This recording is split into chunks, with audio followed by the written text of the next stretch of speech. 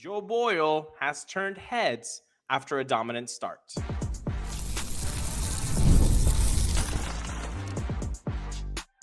You are Locked On Rays, your daily Tampa Bay Rays podcast. Part of the Locked On Podcast Network, your team every day.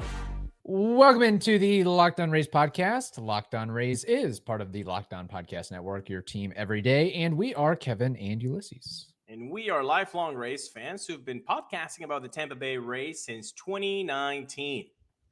Later on today's show, we'll discuss MLB Commissioner Rob Manfred's positive vibes about the new Rays ownership group. In a few minutes, the Rays must figure out what they're going to do with Chris Morel. But to start, let's discuss Joe Boyle's bounce back start. And we're going to talk about all of that thanks to 5 Hour Energy. Enough with the boring, flavorless caffeine, people. It's time to get your caffeine flavor upgrade with 5 Hour Energy shots. Go to 5hourenergy.com or Amazon today. Well, guess who went to Amazon and said, hey, let me get a prime start? Wink, wink. And that was Joe Boyle, Kevin. Yeah. Free shipping, express shipping, delivered the next day. And Joe Boyle, to his credit, did very well in his most recent start against the Blue Jays, firing 6 scoreless innings, striking out 5, allowing just 3 singles. And maybe the biggest thing of all, didn't walk a single batter, as control has been part of the issue for Joe Boyle, as that is the case for many young pitchers trying to make their way in the majors. And to add to that, he was making his first major league start since August 21st. So basically 3 weeks or so, and he gets the call. And yeah, you're just going to face one of the best teams in the league in the Toronto Blue Jays. And he took care of business. And it seems like, if you read the tea leaves, Joe Boyle is going to continue to get opportunities down the stretch, especially as the Rays have the mindset of, well, we're definitely not making the playoffs. Really, the only thing we can play for is finishing 500, which at the end of the day, outside of the fan base, doesn't really matter all that much. We don't want to risk hurting Ryan Pepio, Drew Rasmussen, or Shane Baz. So let's give the young kid some more opportunities and more reps and see if maybe he could be a answer to the rotation in 2026. I'll tell you what, if he did what he did against the Blue Jays, he makes a really good case, because we've had talks about, Ian Seymour, Griffin Jacks. We've thrown Joe Boyle in a little bit. I would think Seymour and Boyle are a little bit more primed to earn rotation spots in 2026 than Jacks, because Jacks has to build up to that starter innings level. But, Joe Boyle is a guy that when he's on the mound and everything is going right, he is so exciting to watch. He gives vibes. I'm not going to compare him to Tyler Glasnow, but vibes of Tyler Glasnow, because he has that 99-mile-per-hour fastball. He does have the nasty slider. He does have a wipeout splitter. He's got the 3 pitches that you need. It's just about keeping it in the strike zone, and that's more or less exactly what he did against the Blue Jays lineup. And to his credit as well, if you read some of the quotes that he made after that very impressive start against the Blue Jays, he kind of used that demotion to AAA as a fire in his belly. I'm going to get motivated. I'm going to have passion again. I'm going to do what I have to do to situate my mechanics to get back to the show. Sometimes you need that, right? It serves mostly, if you're going to be a star, usually that's going to happen. Blake Snell, hello, you guys remember that? Yeah, he went down as well. They sent him down. I think it just, people will say builds character, but it kind of does, right? Because you get a taste, you get sent down, and then guess what happens?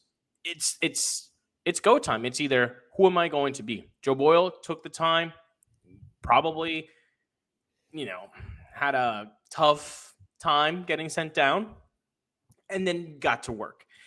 I think with this start, kind of using the Chandler Simpson model. Yes, thank you. It happened already this season. With Joe Boyle, though, it's a little bit more than that, because I feel like with being such a prized target for the Rays, that there's some pressure in you. Like Mhm. you have to. The Rays gave up Jeffrey Springs and Jacob Lopez, like two starters, like that are doing really well. So Correct. he knows that. He went down, did the work against the Blue Jays.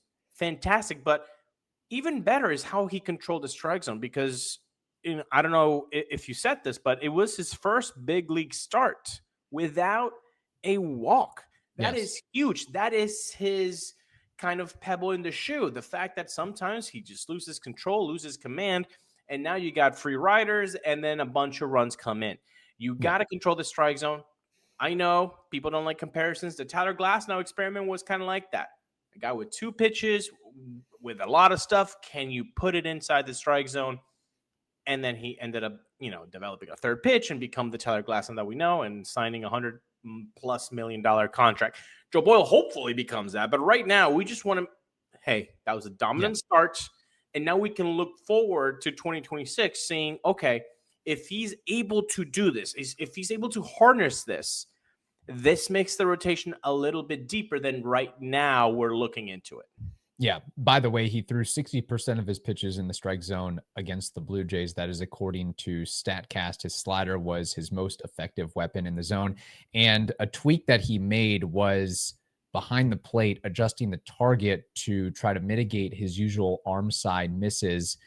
In other words, setting up more on his glove side. So that seems to be working. And I'll tell you what, competition brings out the best in everybody. So if he's having success like this, maybe it puts a little bit of a target on Shane Baz and Ian Seymour and Griffin Jacks to all work towards the same goal and same function. And it's good to know that, if something happens next season, a guy goes down or something unexpected, a guy falters for one reason or another, that you could hopefully rely upon Joe Boyle. But like you said, he was the prize pickup in the Jeffrey Springs, Joe Lopez deal. And there's a lot of pressure that's associated with that, but the Rays liked his stuff for a reason. And if he can find a way to keep it in the strike zone, there's no doubt in my mind that he can contend for a starter level role in 2026. And his stuff is good enough. He doesn't have to nibble. No, and really, I think for him, it's because against the Blue Jays, there were some full counts that he was able to get out of, but if you can get a quick 0-1, 0-2, 1-1, 2-2, and kind of limit your pitches a little bit and not get into the trouble with three balls, then you're golden, because with his repertoire, there's really no reason he shouldn't be attacking the strike zone, batter in and batter out. You got to follow that Rays model, right? Use the strike zone to your advantage. Get ahead of batters. It's 101. Trust your stuff. Aim to the middle, and you're going to be fine if you trust your stuff. And hopefully that's what we can see. And you're right. If we see a little bit more than this throughout the season, then maybe we can feel a little bit more confident of him starting in the 2026 rotation, and somebody that could be in the 2026 plans that might not have been talked about maybe a month or two ago. Well, the Rays may have a tough decision on Chris Morel.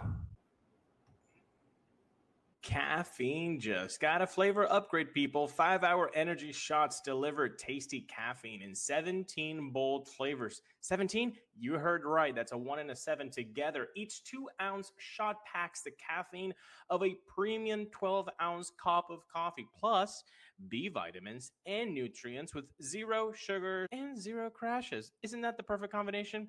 You know it. Your 9 to 5 will no longer have to be boring, okay? This is the difference.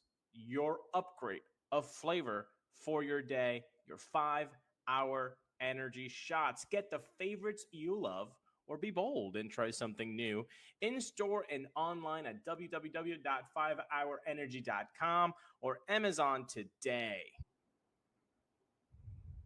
Thank you for joining us on Locked On Rays, part of the Locked On Podcast Network, your team every day. It's still up in the air if Christopher Morel will be a Ray in 2026. Kevin, something we might not have ever said in the months of, May, June, July, August.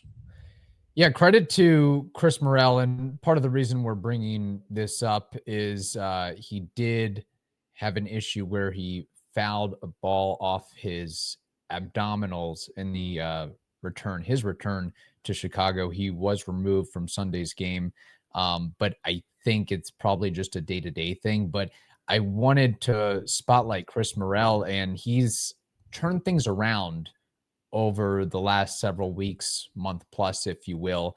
In his last 15 games, he's hitting 361 with a 583 slug.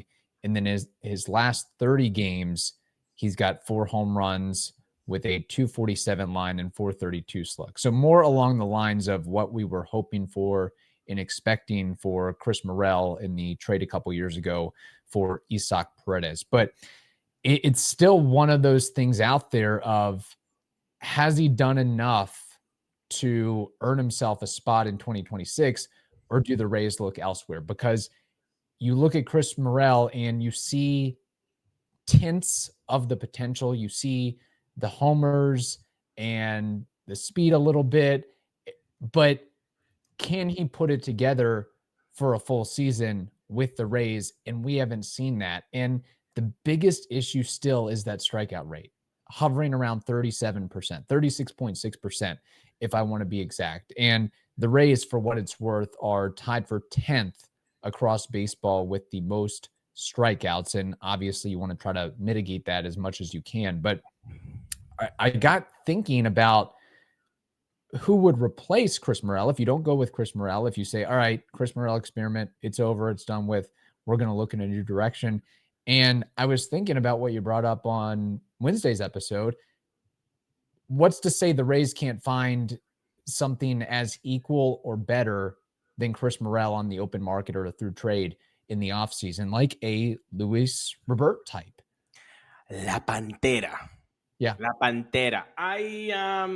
Look, I think the last 30 games of Christopher Morel are more along the lines of we were thinking. A 247 average, almost a 300 on base, 432 slug, 4 bombs. Hey, look, 4 bombs, if you extrapolate that per month, you get a guy that's giving you 24 bombs. Right. Okay. Yeah, more along the lines of what he had been doing in Chicago. By the way, very nice reception for Christopher Morel in Chicago. Good for him. He deserved that. He had a really good time in Chicago, and it was awesome how the Chicago fans, Cubs fans have that great reputation that they just love the game of baseball, and they're not acid, which is awesome. So good for the Cubbies fans on that. Welcome home to Christopher. But I have to tell you, man, no, it's not enough. And it's a little bit too little, too late. Yeah, I mean, look, a 700 OPS might be okayish, but not for what you need in this roster construction. You need, especially with the type of strikeout rate that he's giving you. He's almost giving you a 40% strikeout rate, guys. He just eclipsed the double digits in home runs. He's got 11 with an almost 40% strikeout rate. The math does not add up. That does not make sense. I'm sorry. Is he awesome in the clubhouse? 100%. You can see it. You can see how Christopher Morel is a glue guy and people gravitate towards him. But so was Ji-Man Choi. So was Brett Phillips. Sometimes that can only get you so far. Right. Sometimes that can only get you, okay, let's really try and see how much you have in you. I don't think a 92 OPS plus for a guy that's giving you 11 home runs is worth another shot. I'm sorry. I don't think so. Yeah, I mean, we've basically given him a year and a half now, and he hasn't done enough to show that he deserves to be on the roster in 2026. The only reason I would suggest that, maybe the Rays give him another shot next year is because you kind of salivate at the bat speed and how hard he can hit the ball. And when he does make contact, it can be loud contact. But again, that's mitigated by the strikeouts and the lack of walks. But yeah, and to your point, I mean, being a good clubhouse guy only goes so far. That has an expiration date if you're Ji-Man Choi, Brett Phillips, and so many other guys. And I know he gets along with Junior Caminero very well, but yeah, find another friend for Junior Caminero that doesn't strike out 37% of the time. So I think that they're going to have to find a way to move on. And if you don't get anything for him, so be it. But You do Right. have to find a way to get some semblance of power with not as much strikeouts, which shouldn't be that hard to do. All I'm asking for a guy is a guy who can give me 15 to 19 bombs with a 25% strikeout rate. Or get Is that impossible to find nowadays on a relatively slight budget? on a raised budget. Look, heck, give me the 37 strikeout rate, but give me 20 bombs. Give me 25 bombs. Yeah. At least 20 bombs. You can't give me 11 with a 37% strikeout rate. That's untenable. And also, I know that people might like scoff at this, but like it's not aesthetically pleasing. Like it's not fun to root for 37% strikeout rate and 11 home runs. You pretty much know what you're getting. It's mostly going to be a strikeout and the occasional bop. That's not very occasional bop. Yeah. Very occasional pop. Yes, it is unfortunate. So that remains to be seen what happens. I mean, I'm rooting for him down the stretch, and maybe you can increase his trade value a little bit and go from there. But he's got to find a way to play some games based on this abdominal issue, because if he's out for the count, then I would say pretty much donezo on him in a Rays uniform going forward. But changing gears here, MLB Commissioner Rob Manfred made some interesting comments about the new Rays ownership group. We'll discuss that next. Most people can't name all their financial accounts or even what they're worth, whether it's 401ks, properties, or investments. And when you don't have the full picture, you can end up leaving money on the table. So let's not do that. And you can avoid that by using Monarch Money. It's an all-in-one personal finance tool that brings your entire financial life together in one clean, easy-to-use interface on your laptop or your phone. Even when you're on the go and you want to know what's going on, you can just look at the Monarch Money app, and there it is. So do not let financial opportunity slip through the cracks. Use code LOCKEDONMLB at monarchmoney.com in your browser for half off your first year. That's 50% off your first year at monarchmoney.com using promo code LOCKEDONMLB.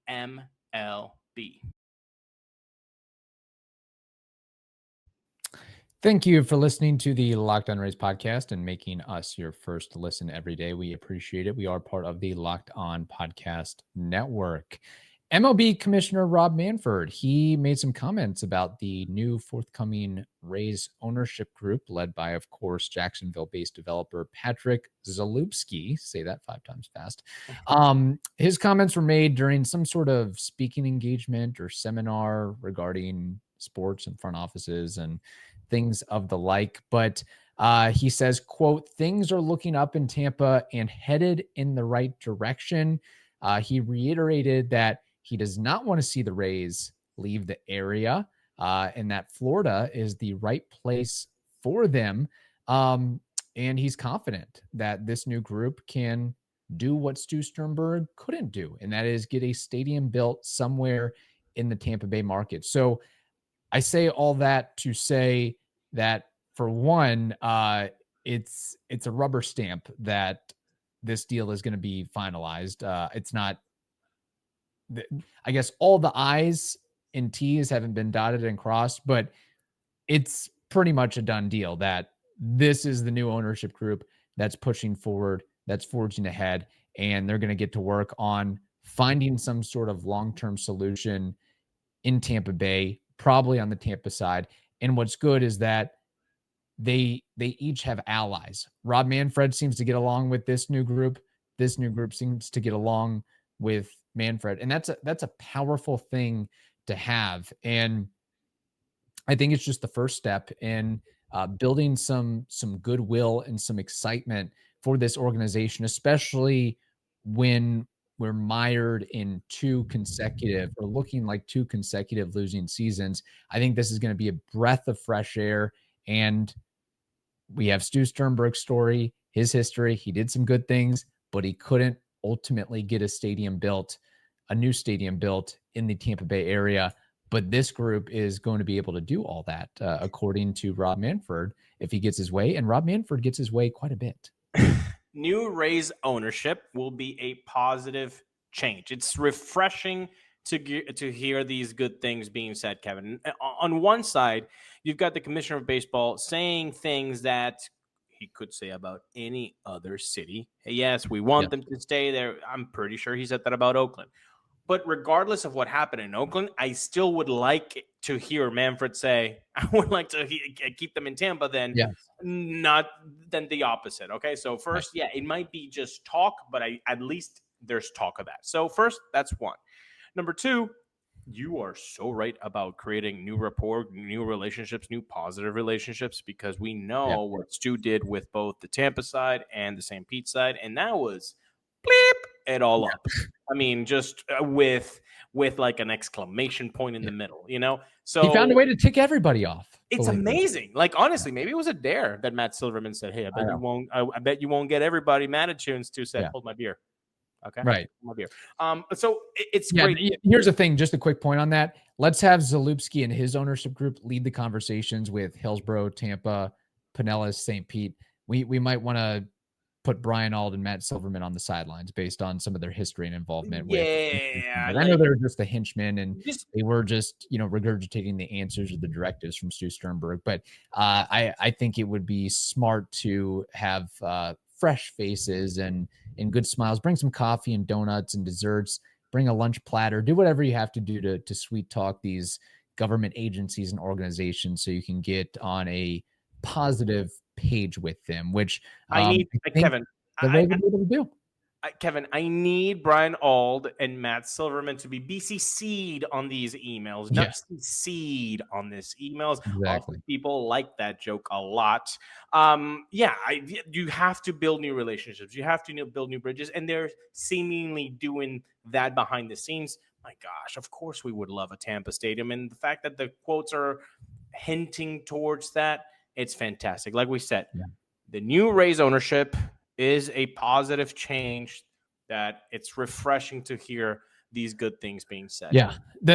What we should be talking about, the next step that would get us happy and excited is what's the location going to be? Is it going to be Hillsborough Community College near Steinbrenner Field? Is it going to be Ybor City? Is it going to be the fairgrounds? Those are the conversations I want to hear. And really it's the pick of the litter of, hey, we're narrowing on this one option versus the others, versus having conversations about moving to Nashville or Charlotte or Montreal or Orlando, if you want to bring that up. So this is good things are on the fore. I'll leave it like that. You know, what's really funny is that how humans change. The conversation has been like, just put it in Tampa. There will be 1,000%. I bet you almost everything I have. That there will be people that when it comes out to, hey, it's going to be an Ybor, or hey, it's HCC, or hey, it's West Shore, hey, it's the fairgrounds, whatever it is. If it's in Tampa, you're still going to hear, instead of like, oh my gosh, we get a stadium. Oh finally. My gosh, they're here. Finally. Like, instead of hearing that, there's going to be a very loud section of fans like, West Shore, that's going to make up bleeping awful traffic, or fairgrounds. Why would they ever do that? The right thing was Ybor. Why are you doing that to Ybor? You should have done it in Wesley Chapel. Like, we're gonna hear it, and you know what? I'm all for it, because then that would mean that we have a Tampa stadium, and let me hear those negative Nancy's all around. Just give me a bleeping stadium in Tampa. Yep, that's all I'm asking for. So you've heard it on record. Just have it in Tampa. We don't care where it is necessarily. Just we don't. That's more than renderings. Yes. Put shovels in the ground. Yeah, shovels in the ground. Put rebar in the ground and start going vertical. That's what we need here. All right. On that note, we hope you all enjoyed this episode. We will be back for Friday's episode. In the meantime, be sure to check out the Locked On MLB Game Night show. That is every game, every night, all season long. That can be found on the Locked On MLB YouTube channel and wherever you get your podcasts.